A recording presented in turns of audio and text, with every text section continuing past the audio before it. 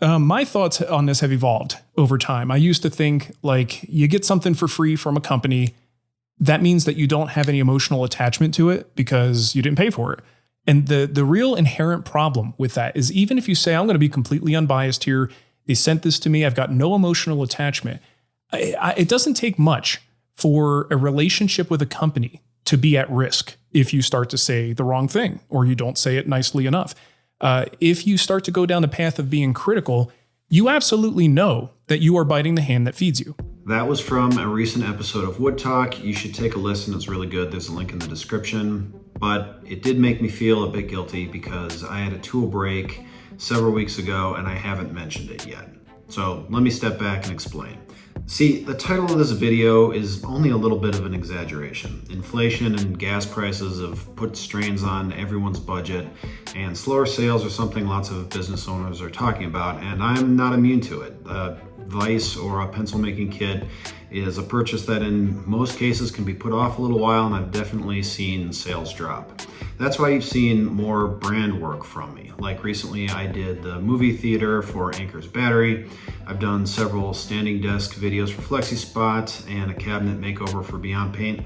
All of this to make sure that Incline doesn't get anywhere near insolvent. And Mark's statement from the podcast is absolutely right. Rockler has paid me to do an ad for their spring clamps, and before that, they gave me a drill guide that I've talked up several times, and I want to do more with them. I can honestly say that I've abused this drill guide more than just about anyone by tapping literally thousands of large holes in the dog tops that I'm selling, not being too gentle about it either. That's a high torque operation, and eventually it was too much for the tool and the top shaft snapped.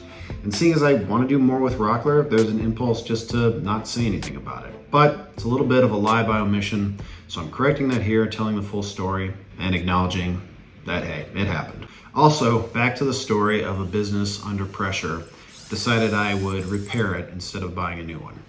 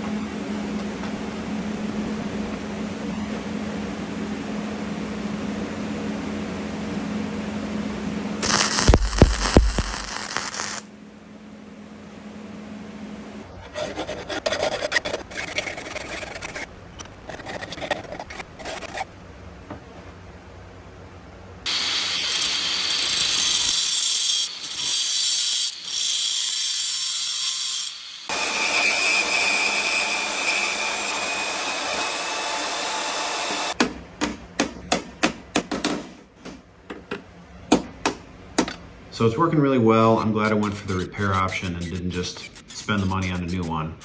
One last thing on a totally different topic. A while back, I did a build to launch a podcast that I am making, and you can see that video popping up here in the top right if you want to take a look at it.